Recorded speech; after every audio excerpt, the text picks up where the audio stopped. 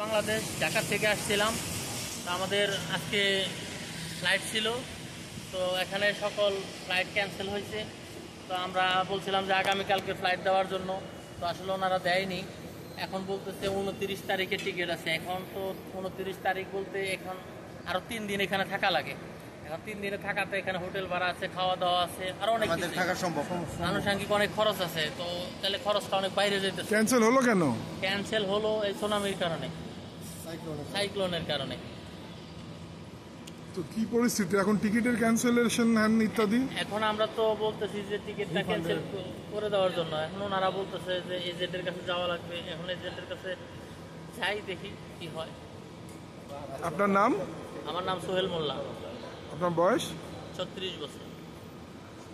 মোহাম্মদ জহিরুল ইসলাম। আপনি কোথা থেকে এসেছেন? কোন গ্রাম? কোথা থেকে? ঢাকা সাভার আশুলিয়া, গ্রাম শ্রীকুন্ডিয়া।